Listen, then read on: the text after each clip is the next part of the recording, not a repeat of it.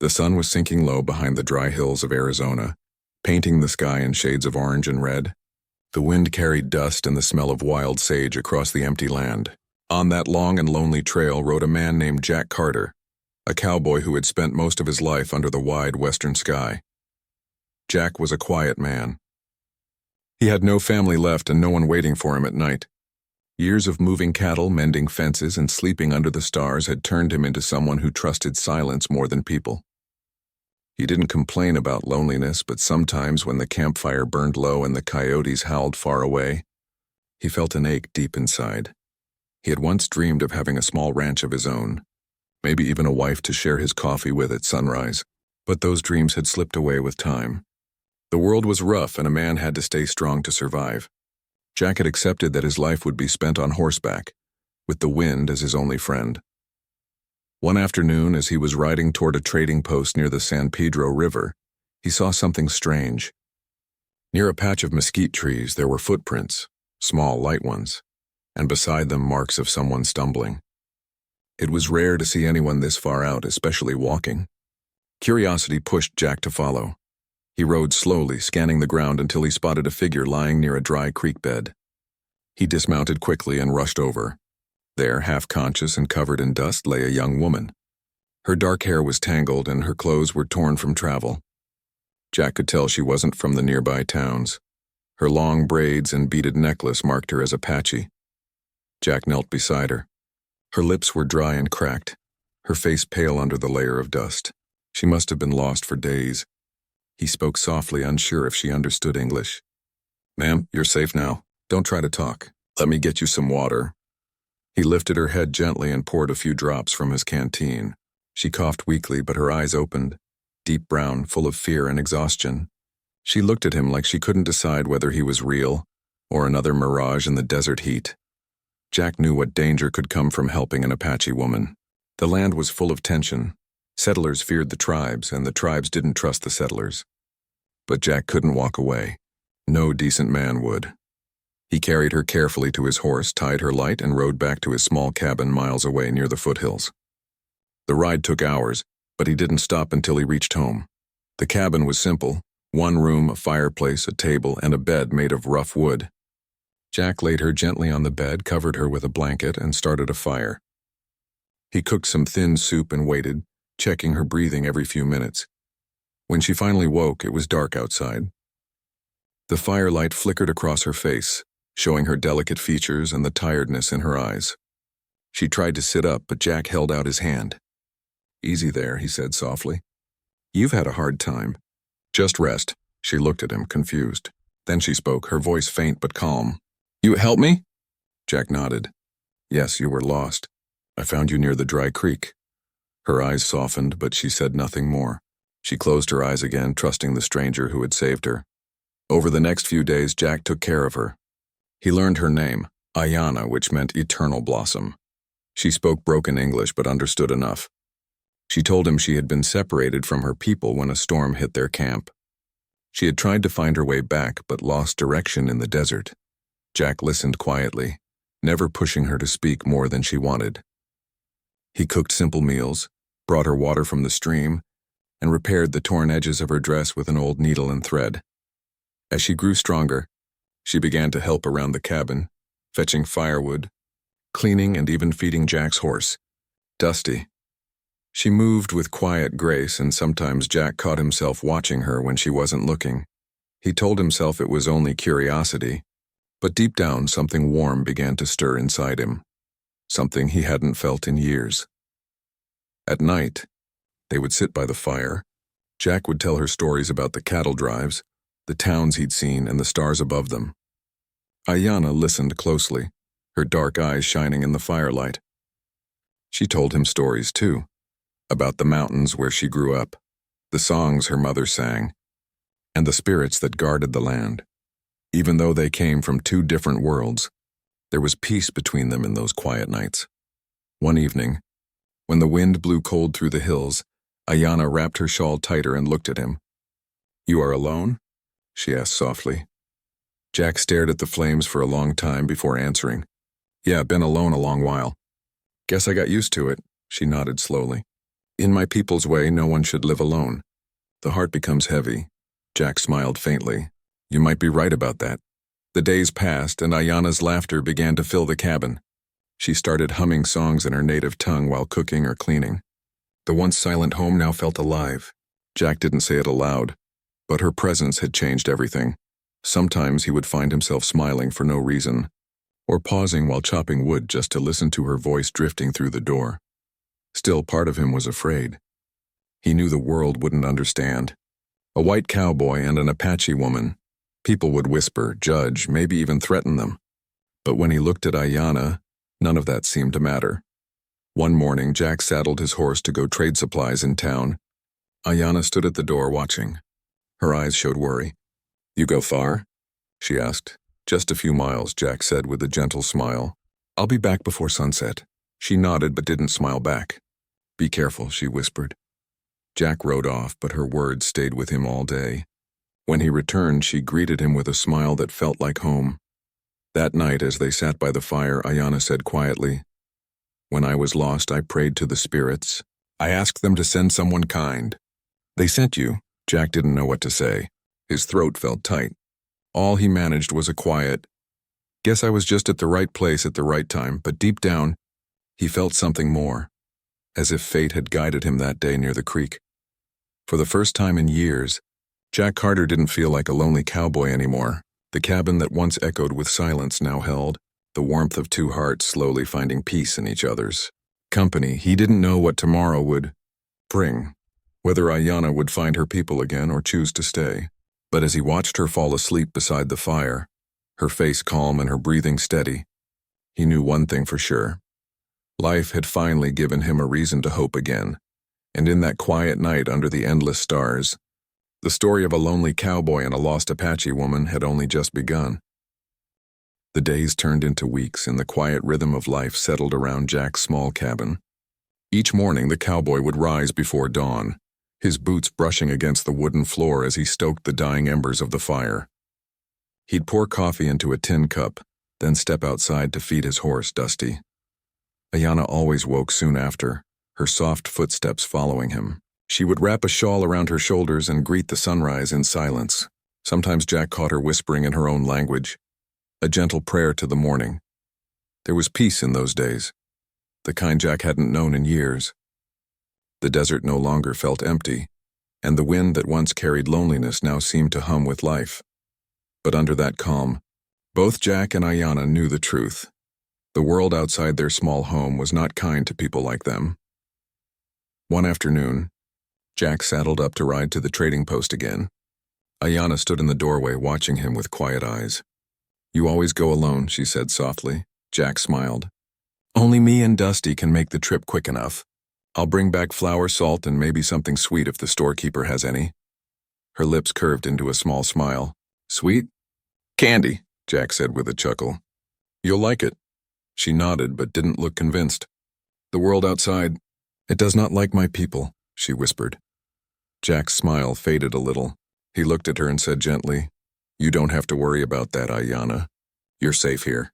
I'll handle whatever comes. He meant it.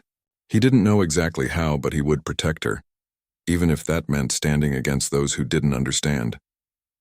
When Jack returned that evening, he found her sitting by the fire, waiting. She ran to the door the moment she heard his horse. He smiled when he saw her face light up. It was the kind of welcome no man could forget. I brought something, Jack said, pulling a small paper bag from his saddle. He handed it to her carefully. Ayana opened it slowly and found little brown pieces of hard candy. She tasted one, her face brightening in surprise. It is sweet, she said, smiling widely. Like the stories you tell. Jack laughed softly. Glad you like it. That night they shared a quiet meal. Ayana hummed a soft tune and Jack watched her across the table. There was something in her eyes, something calm yet strong like the desert itself. He had lived alone for so long that he had almost forgotten what companionship felt like. Now he couldn't imagine his cabin without her gentle presence. As the weeks passed, Ayana started teaching Jack a few words from her language. She would point at things, water, fire, sky, and repeat their Apache names until Jack could say them back. He often got the sounds wrong, and she would laugh. shaking her head before correcting him. Her laughter had become the best sound Jack knew. It filled the cabin and made even the hardest days seem light. One evening, as the wind blew softly outside, Ayanna sat by the fire, her fingers weaving thin strips of leather together. Jack asked, "What are you making?" She smiled. "Something for you." She handed him a small leather bracelet with tiny beads. The colors were red and white, simple but beautiful. "This means strong heart," she said quietly. "It is for someone who has kindness." Jack turned the bracelet in his hand, touched by the gesture. "Thank you," he said, his voice low. "It's the finest gift I've ever had." He slipped it onto his wrist, feeling its warmth. But life in the desert didn't stay peaceful forever. One morning, as Jack was chopping wood, he heard the distant sound of horses. He looked up and saw two men riding toward the cabin. They were ranchers from town, rough men who worked nearby and often came around to trade. Jack wiped his hands and went to meet them. "Howdy, Carter," one of them called. "Heard you've got company out here." Jack's shoulders tensed. "Company?" he asked evenly. "Yeah," the other man said with a smirk. "Word is you're keeping one of them Apache girls here." "That true?" Jack's jaw tightened. "She's someone who needed help." "Nothing more," the first man snorted. "Careful, Jack. Folks around here don't take kindly to that. You'd best send her back where she came from before there's trouble." Jack met their eyes, his voice calm but firm. "I don't care what folks say. She's safe here." The men exchanged looks but didn't push further. They turned their horses and rode off. But Jack knew what their visit meant. Whispers would start spreading. That evening, Ayanna noticed his silence. "Something wrong?" she asked. Jack hesitated, then told her about the men. Her face grew still, her eyes dark with worry. "They do not want me here," she said softly. Jack shook his head. "No, they don't understand. But I won't let anyone hurt you." She looked at him for a long time, then said, "You are a good man, Jack Carter, but I do not want to bring danger to your home." He reached across the table and placed his hand over hers. "Ayanna, listen. You didn't bring danger. You brought life back to this place. I was alone for years. You changed that. So don't you ever think you don't belong here." Her eyes softened, and for a moment they both sat in silence, the fire crackling between them.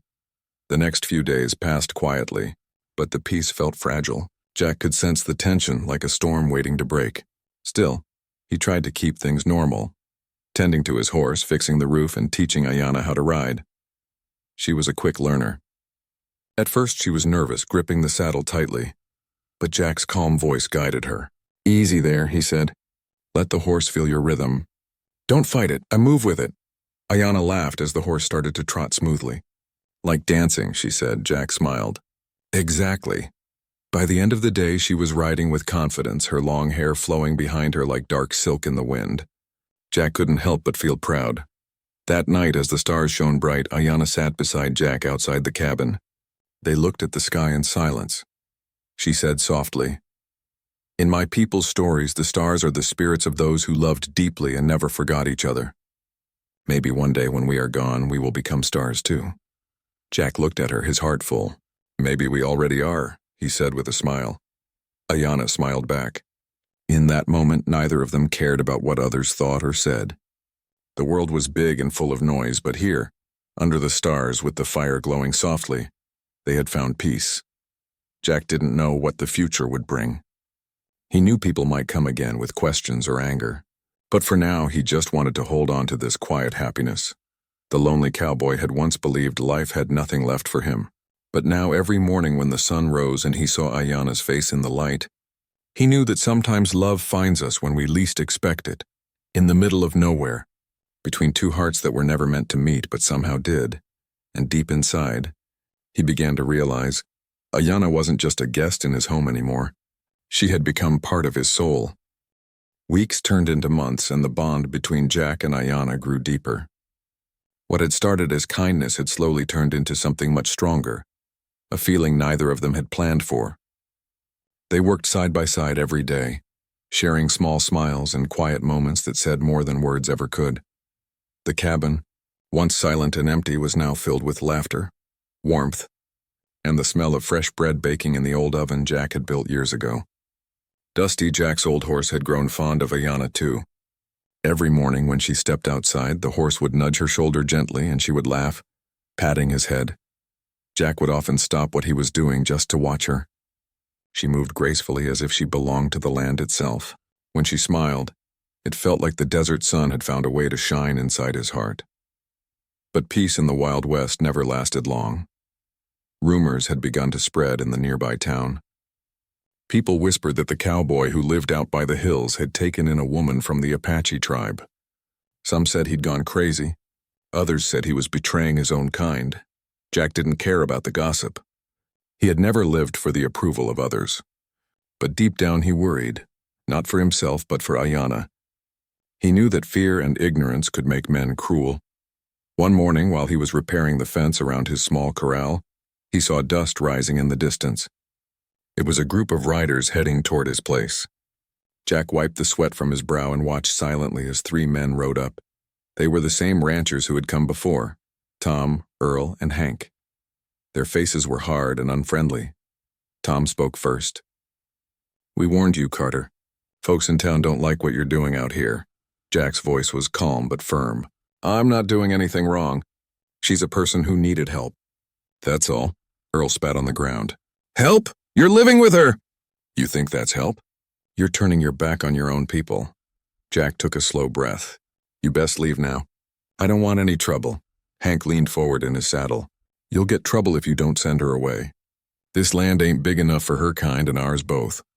Before Jack could reply, Ayanna stepped out of the cabin. She stood straight. Her chin lifted proudly, though her hands trembled a little.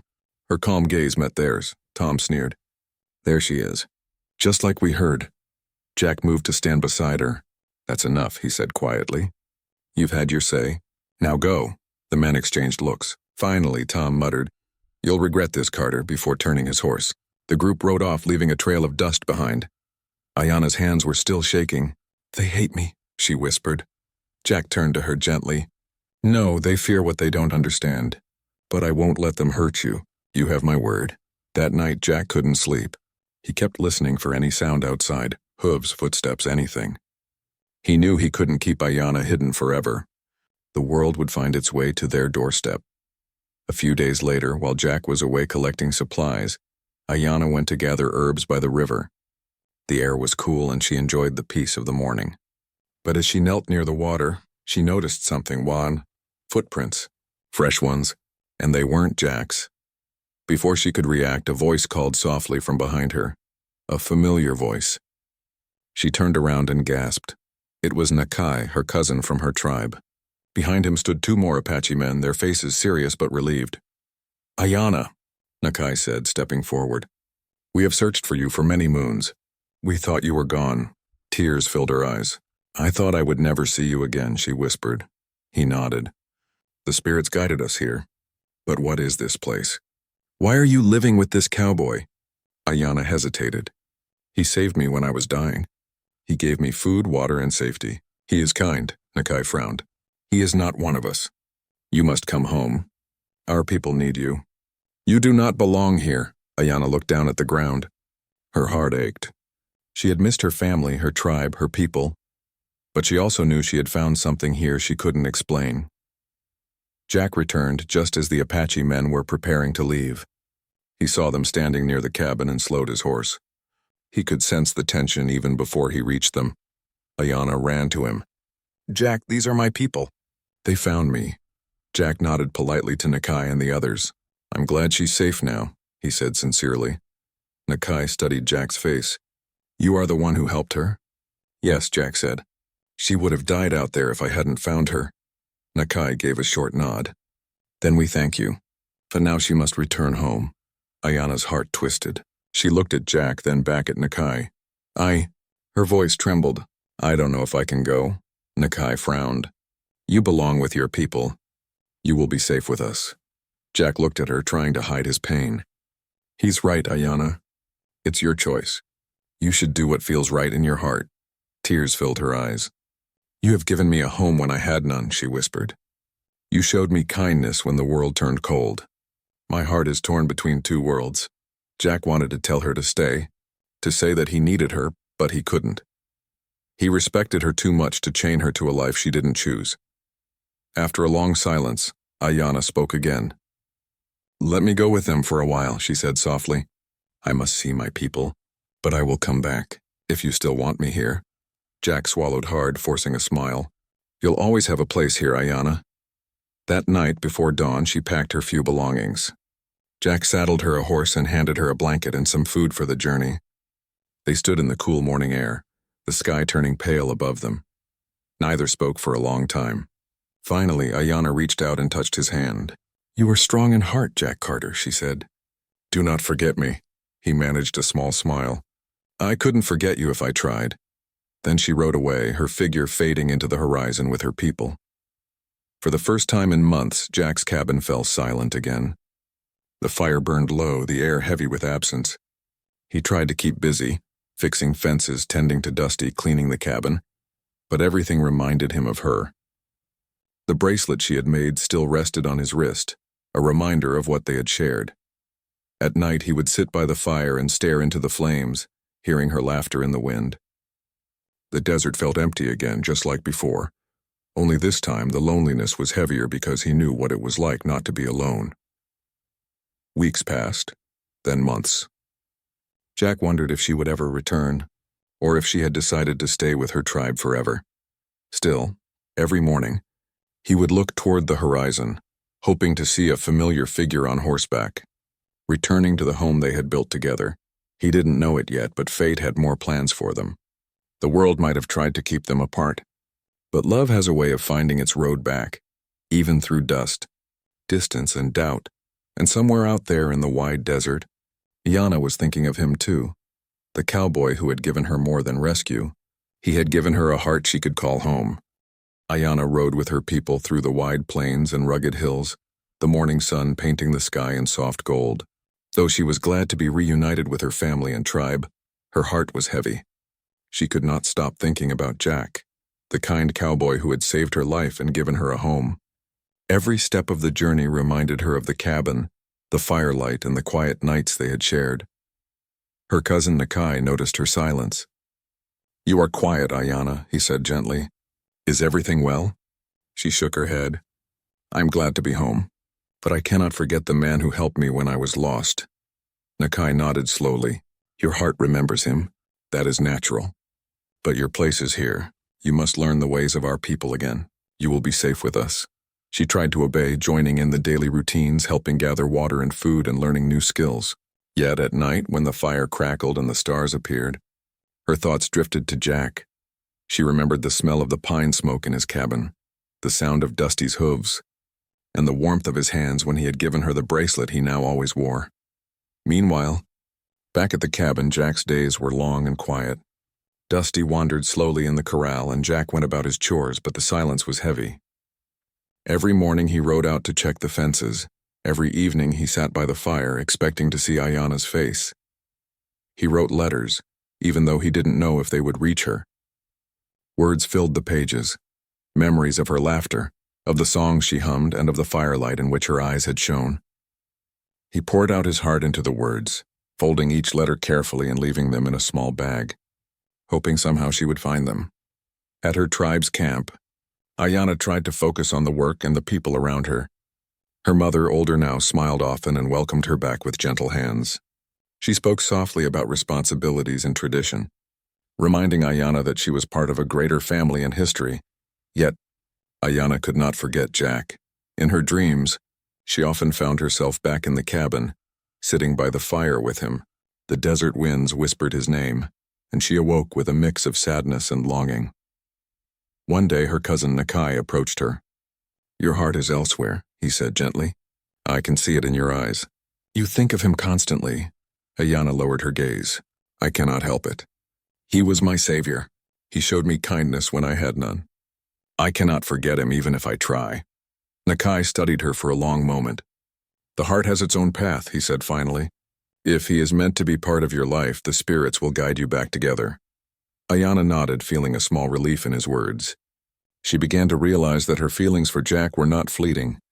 They were rooted deeply in gratitude, trust, and love. Meanwhile, Jack's hope never faded. Every day he went to the hilltop where he could see the distant plains and the path the tribe had taken. He imagined her smile, the sound of her voice and the touch of her hand. He never gave up hope that one day she would return. Then one morning, word came to the town near Jack's cabin. Travelers spoke of an Apache woman asking about a cowboy who had rescued her months before.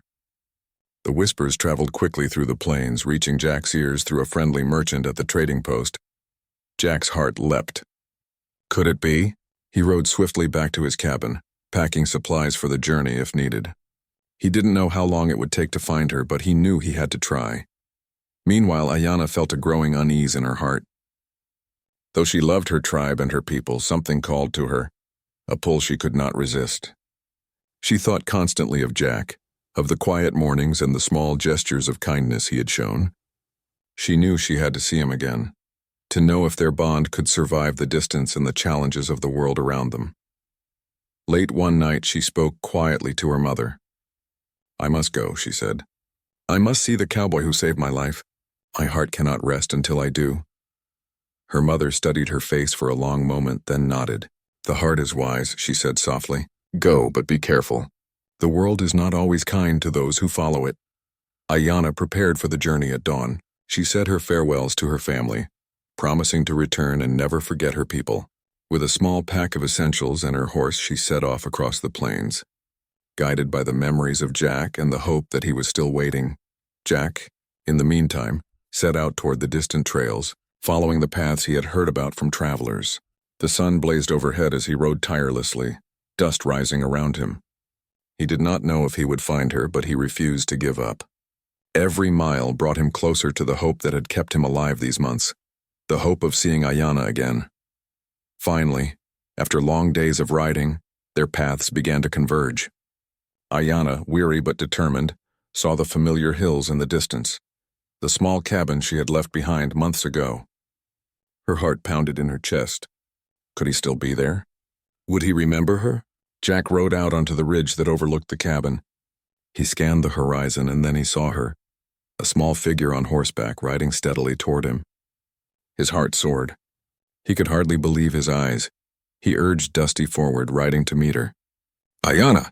he called, his voice cracking with emotion. She lifted her head and smiled. "Jack," she shouted back, tears streaming down her face. When they finally met, she leapt from her horse and he caught her in his arms.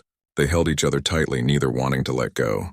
The desert wind blew around them, but in that moment nothing else mattered. "I thought I would never see you again," Jack whispered. "You never left my heart," she said. "I had to find you." They stood together, the world around them fading into the distance.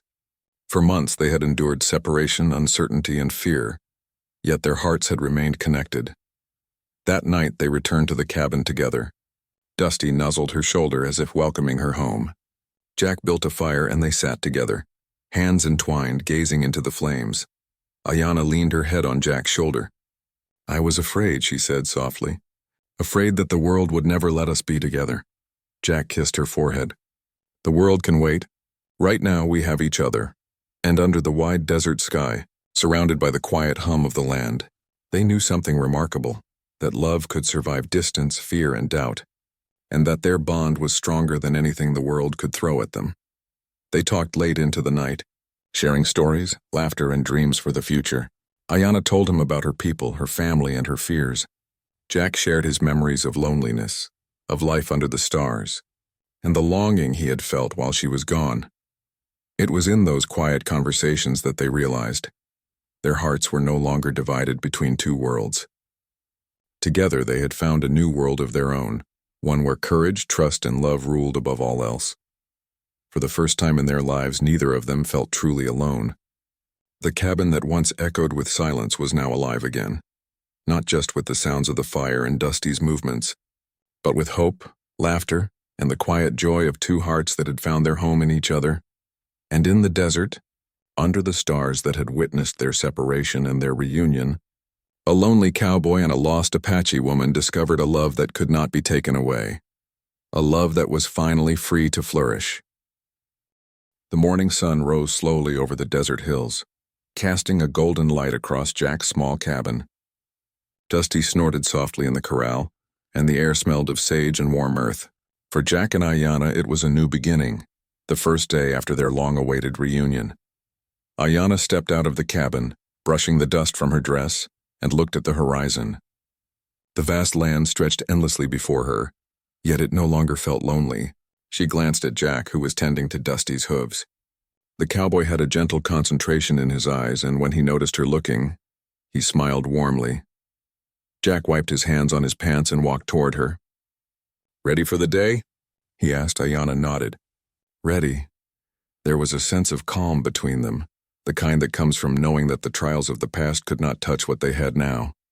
Months of separation had tested them, but the bond they shared had only grown stronger. Their hearts knew what their minds sometimes forgot. They belonged together. The first task of the morning was to gather water from the small stream nearby. Dusty followed quietly while Ayanna and Jack worked side by side. They moved with ease, exchanging small smiles and words, feeling the comfort of routine and companionship. As they returned to the cabin with the water, Jack spoke softly, almost to himself. "I never thought life could feel this good again. Not after all those years alone." Ayanna touched his arm gently. "You gave me life when I had none. You saved me, Jack, and I could never forget that." Jack looked at her, his heart swelling. "We saved each other," he said. Their days fell into a happy rhythm. They repaired fences, tended the small garden Jack had planted, and cared for Dusty. Ayanna cooked meals over the fire while Jack told her stories of the places he had been, the towns he had seen, and the people he had met. She listened closely, occasionally laughing at his tales of clumsy cattle drives or the time Dusty had run off with a bucket of water. But their happiness was not just in work. In the quiet evenings, they would sit together under the stars, holding hands and speaking softly. They shared their dreams for the future, a life filled with love, respect, and freedom. They imagined a cabin with more rooms, perhaps a garden filled with flowers and children laughing under the desert sun. Then came the day when Nakai and the other members of Ayanna's tribe arrived. They had traveled for hours, their horses kicking up dust as they approached the cabin. Ayanna's heart beat fast, and she was both anxious and excited. Jack stepped forward, standing tall but with calm assurance. "Welcome," he said to Nakai. "You are welcome here." Nakai studied him for a long moment. Then he nodded. "We have heard of the kindness you showed our cousin. We came to see for ourselves," Ayanna smiled. "They have nothing to fear. Jack is my family now, too." The tribe observed the cabin and the life Jack and Ayanna had built. They saw the small garden, the neat corral, and the warmth in their faces. Slowly, their suspicion faded, replaced by understanding. Finally, Nakai stepped closer. "I see now," he said. "You have cared for her. You have shown her respect and love. That is what matters. She is safe with you." Ayanna felt tears prick her eyes. "I chose to return," she said softly, "because he is the one who saved me, and because he is my heart." Jack gently took her hand. "And I choose you, Ayanna. I have from the day I found you." The tribe nodded in approval. There was no more doubt. The bond between Jack and Ayanna was real, deep, and unbreakable. That evening they held a small celebration. A fire crackled in the yard, and everyone gathered around. Nakai and the elders spoke of courage, loyalty, and the strength of love that crosses boundaries. They praised Jack for his kindness and bravery, and Ayanna for her strength and wisdom. Jack and Ayanna exchanged smiles, feeling the warmth of acceptance surround them. They had found not only each other but also the approval of the people who mattered most to her. As the stars appeared overhead, Jack pulled Ayanna close. "We've come a long way," he said softly. "Yes," she replied. "And the journey isn't over. But now we can face it together." Jack reached into his pocket and pulled out a small leather pouch. He opened it to reveal a simple ring, crafted from silver, smooth and shining in the firelight. "Ayanna," he said, "will you marry me? Will you be my partner, my heart, and my family?" Ayanna's eyes filled with tears. She nodded, unable to speak at first.